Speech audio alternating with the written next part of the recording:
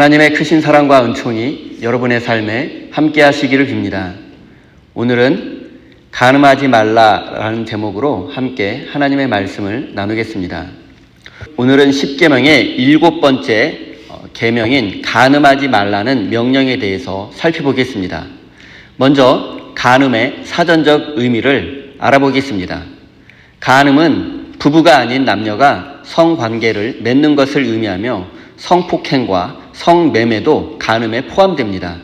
그리고 이런 간음은 기독교뿐만 아니라 대부분 종교에서 금지하고 있습니다. 왜냐하면 간음은 가정을 파괴하기 때문입니다. 가정이 파괴되면 사회가 혼란스러워지고 공동체 역시 병이 들고 맙니다. 간음은 단순히 남녀의 문제로 끝나지 않고 인간 사회에 감당할 수 없는 큰 고통과 혼란을 초래하기 때문입니다. 이제 고대 이스라엘 사람들의 간음에 대한 생각을 알아보겠습니다. 고대 이스라엘 사람들은 지옥에서 결코 돌아올 수 없는 3가지 부류의 사람이 있다고 믿었습니다. 첫째, 사람들 앞에서 동료를 창피하게 하고 망신 준 사람.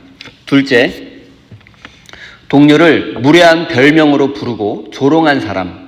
마지막 3번째는 간음한 사람입니다.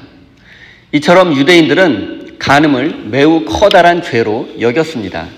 만약 어떤 사람이 간음을 하게 되면 그 사람이 아무리 착한 일을 많이 하고 대단한 업적을 남겼어도 평소에 아무리 착한 사람이라 할지라도 구원받지 못한다고 생각했습니다. 이처럼 간음은 이스라엘에서 절대로 용서받을 수 없는 죄로 여겨졌고 심지어 십계명에서 금지하고 있지만 실제 이스라엘 역사 속에서 간음은 끊이지 않고 일어났습니다. 구약 성서의 곳곳에서 왕에서부터 일반 백성에 이르기까지 간음이 반복되어 일어났음을 기록하고 있습니다. 그리고 우리가 알아야 할 사실이 하나 있는데 그것은 고대 이스라엘 사람들이 생각했던 간음과 오늘날 우리가 생각하는 간음에는 약간의 차이가 있다는 점입니다. 현대인들이 생각하는 간음은 일반적으로 부부관계 밖에서 일어나는 모든 성적 행위인데 반해 고대 이스라엘에서는 단지 다른 사람의 아내, 즉 유부녀와의 성행위를 간음으로 규정했습니다. 쉽게 말씀드리면 오늘날에는 유부남이 처녀와 성관계를 맺으면 간음으로 여기지만 고대 이스라엘에서는 이런 관계는 간음으로 처벌받지 않았습니다. 그리고 간음죄의 형벌은 남자, 여자 모두 사형이었습니다. 레위기와 신명기에서는 남성과 유부녀가 관계를 맺는 것을 간음으로 정의하고 있으며 그 처벌은 남녀 모두 사형이라고 기록하고 있습니다. 유부남과 처녀가 성관계를 맺으면 남자는 여자의 부모에게 상당한 액수의 지참금을 주고 여성과 결혼해야 했으며 평생 이혼할 수 없었습니다. 고대 사회에서는 일반적으로 일부 다처제가 허용되었기 때문에 이런 법이 존재할 수 있었습니다. 다시 말씀드리면 고대 이스라엘에서 간음은 남자와 유부녀와의 불륜 행위였으며 이것을 통해서 알 수 있는 점은 간음 금지를 통해서 지키고자 했던 것이 바로 가정이라는 사실을 알 수 있습니다. 고대 이스라엘을 제외한 고대 근동 세계는 일반적으로 가부장제 사회였으며 남성들의 간음죄에 대해서 관대했던 반면에 여성들에게는 가혹할 만큼 엄격했습니다. 심지어 당시 남편들은 간음한 아내를 죽일 권리까지 가지고 있었습니다. 아내가 남편의 재산이었던 고대 근동 사회에서 여성의 간음은 남편의 재산권을 침해하는 행위로 여겨졌기 때문입니다. 그리고 당시 사회는 가정 밖에서는 생명과 안전을 보장받을 수 없었기 때문에 가정을 파괴하는 것은 사회 체제 전체를 뒤흔드는 엄청난 범죄로 인식되었습니다. 그래서 간음한 여성은 가혹한 처벌을 받았습니다. 하지만 이스라엘은 여성에게만 가혹한 처벌을 한 것이 아니라 간음한 남녀 모두에게 동일한 처벌을 내렸습니다. 고대 이스라엘은 고대 근동 세계의 일부였지만 그 세계와는 다르게 사회의 많은 영역에서 남녀 평등이 지켜지고 있었습니다. 하나님이 주신 율법은 고대 근동의 법과는 달리 여성을 비롯한 사회적 약자들을 보호하려는 많은 장치들을 포함하고 있습니다. 사랑하는 성도 여러분, 성경은 가부장적 질서와 여성을 비롯한 사회적 약자들을 차별하고 그들에게 엄격한 기준을 적용하는 것이 하나님의 뜻이 아님을 분명히 밝히고 있습니다.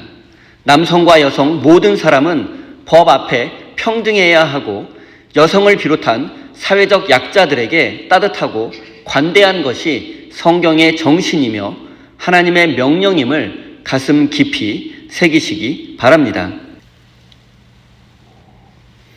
이제 하나님께서 간음을 금지하신 이유를 조금 더 자세히 알아보겠습니다.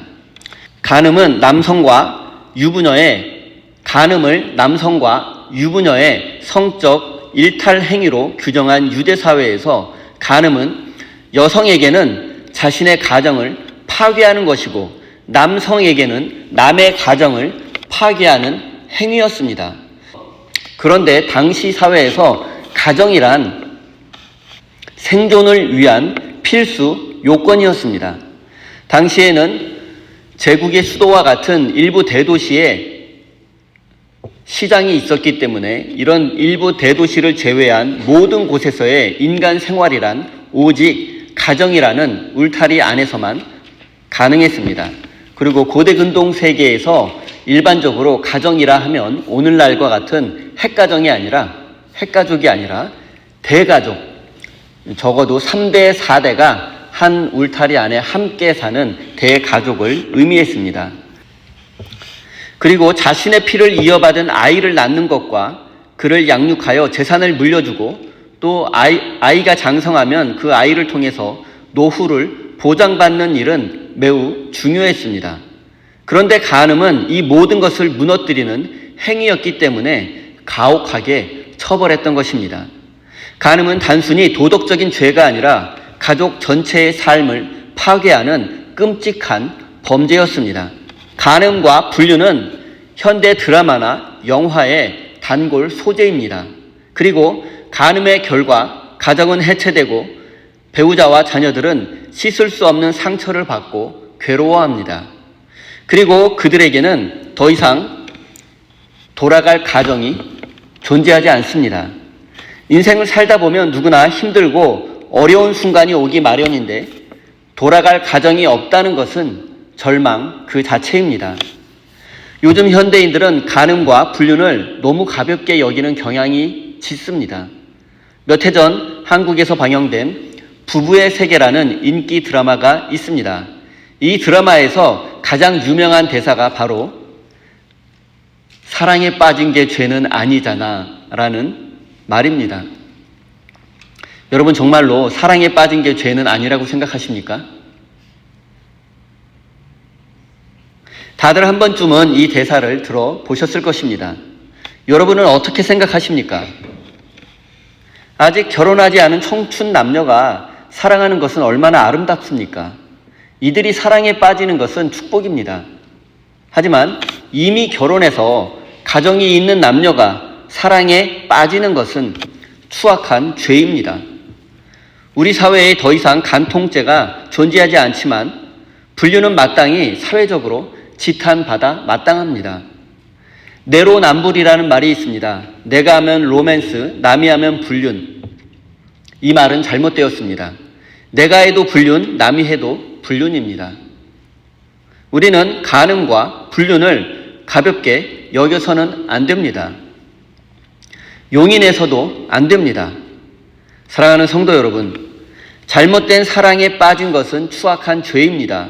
그리고 그 비참한 결과에 대한 책임을 평생 짊어지고 살아야 한다는 사실을 잊지 마십시오. 이제 예수님은 간음에 대해서 무엇이라 말씀하셨는지 살펴보겠습니다.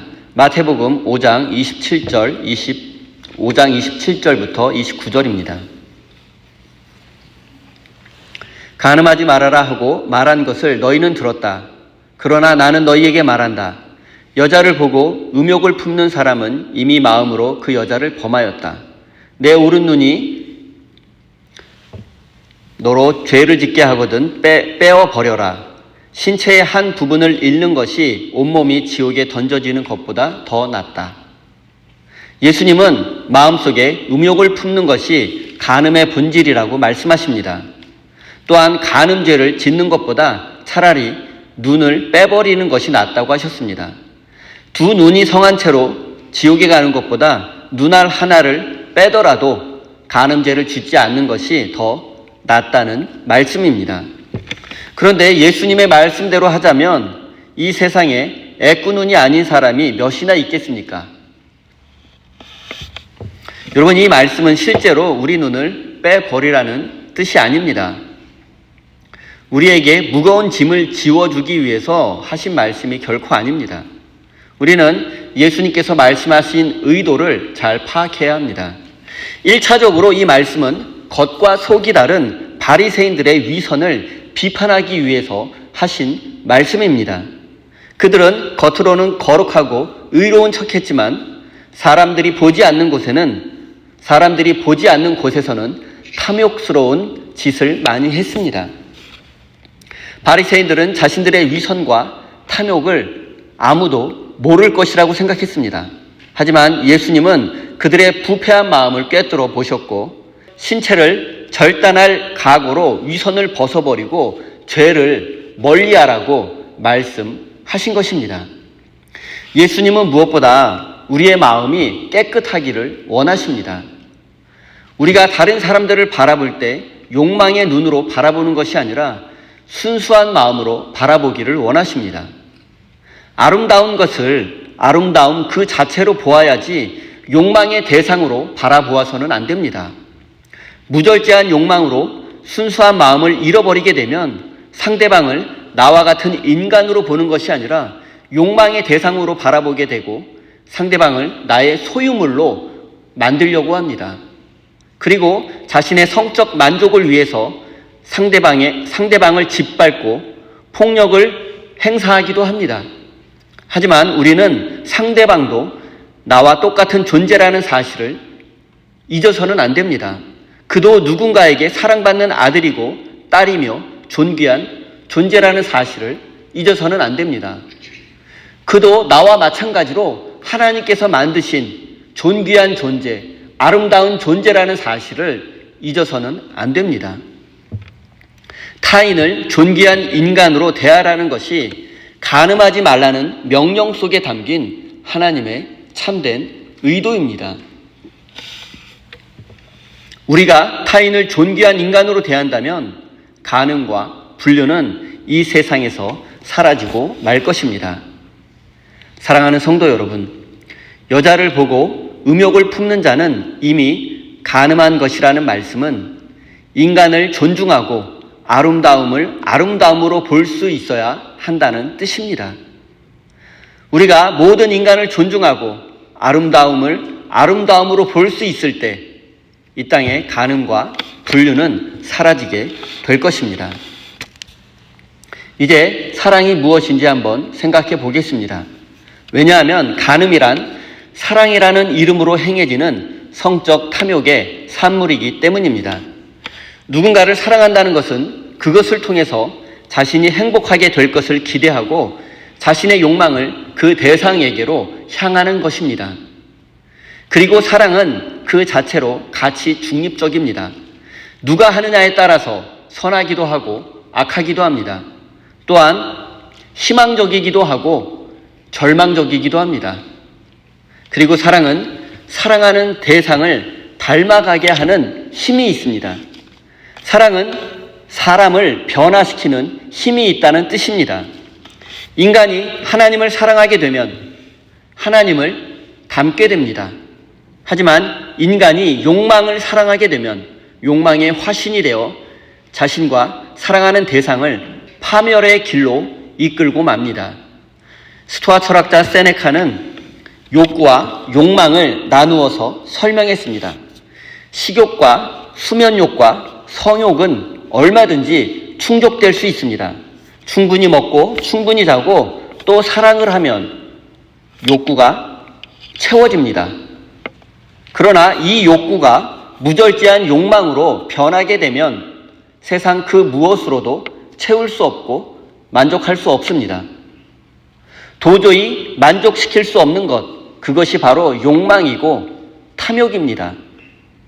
그리고 정신분석학자들, 정신과 의사들은 이런 탐욕과 욕망의 원인이 정신적 불안에서 기인한다고 말합니다. 인간의 탐욕과 욕망의 근원적인 이유가 무엇이냐? 결핍 때문이라는 것입니다. 정신적으로 불안한 사람은 자신에게는 자신의 가치를 입증하고 타인에게는 자신이 얼마나 매력적인가를 과시하기 위해 타인을 성적 대상으로, 욕망의 대상으로 만들어 그를 지배하려고 합니다.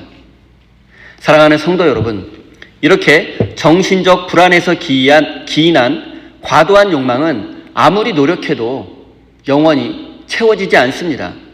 그리고 영원히 채울 수 없는 욕망의 끝은 결국 자기 파멸이라는 사실을 잊지 마십시오. 이제 마지막으로 하나님께서 이스라엘 백성에게 간음하지 말라고 명령하셨을 당시 이스라엘의 상황을 살펴보겠습니다. 간음하지 말라는 10계명의 7번째 계명은 당시 고대 근동 사회의 눈으로 바라보면 매우 독특하고 특이한 것입니다. 왜냐하면 당시 사회에서는 간음과 불륜 같은 성적인 일탈이 죄로 여겨지지 않았기 때문입니다. 당시 이슈타르 여신의 신전에는 신전 창녀들이 수백여 명이 있었습니다. 또한 출애굽 당시 가나안 사람들이 섬기던 바알과 아세라 여신도 성적인 행위를 장려했습니다. 바알 신의 신전에도 마찬가지로 수백 명의 신전 창기들이 있었습니다. 바알은 비를 주관하는 신이었으며 아세라는 그의 아내였습니다.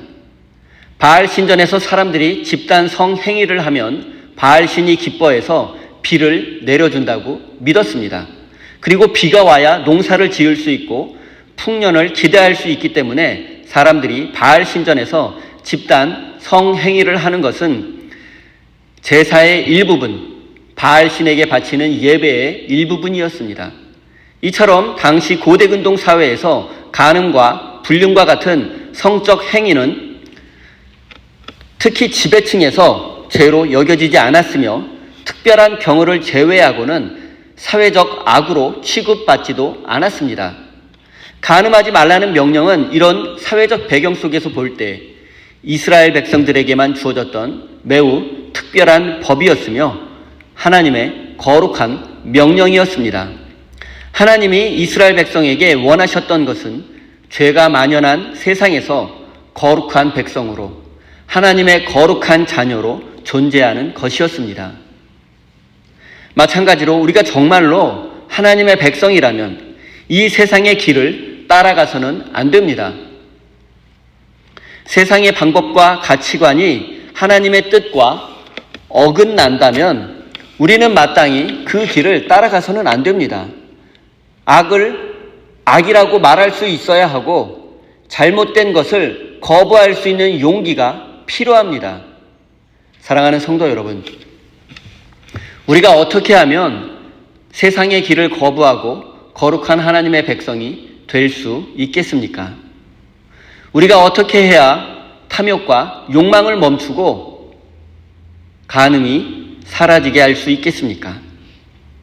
어떻게 여자를 보고 음욕을 품지 않을 수 있겠습니까? 예수님의 말씀에 답이 있습니다. 예수님은 십계명을 단 2가지로 요약하시면서 하나님을 사랑하고 이웃을 사랑하라고 말씀하셨습니다.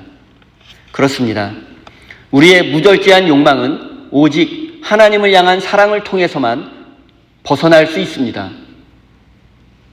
사랑하는 성도 여러분, 하나님을 진실로 사랑하는 사람만이 탐욕에서 벗어나 간음하지 않을 수 있습니다. 하나님을 사랑하는 사람만이 아름다움 그 자체로 바라보고 즐길 수 있습니다.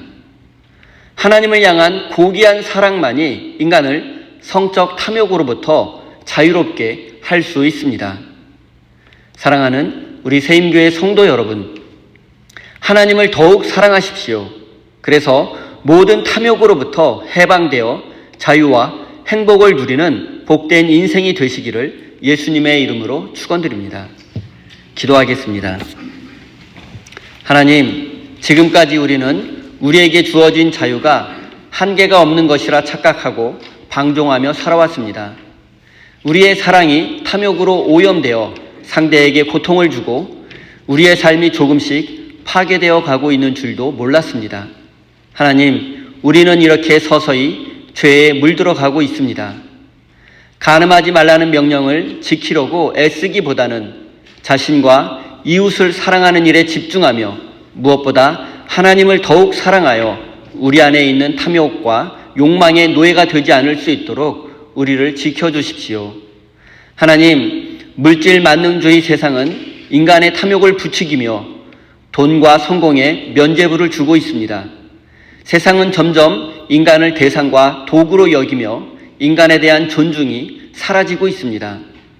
하나님, 우리 그리스도인들이 이런 세상의 길을 따라가지 않게 도와주시고 하나님을 더욱 사랑함으로 욕망에서 해방되어 참 자유와 행복을 누리는 복된 인생이 되게 해 주십시오. 사랑의 하나님, 우리 성도들이 사랑과 정성을 담아 소중한 예물을 올려드립니다. 이 예물이 하나님 나라와 우리 교회를 위해서 귀하게 사용되게 하시고 예물을 드리는 모든 손길들을 기억하여 주시고 저들의 삶에 하나님께서 주시는 은혜와 평강이 가득하게 해 주십시오. 저들이 땀 흘려 수고할 때 그에 합당한 열매를 맺게 하시고 저들의 인생 가운데 경제적 어려움이 없도록 지켜주시고 항상 나누고 섬기며 살 수 있도록 넉넉한 환경과 큰 믿음을 허락해 주십시오.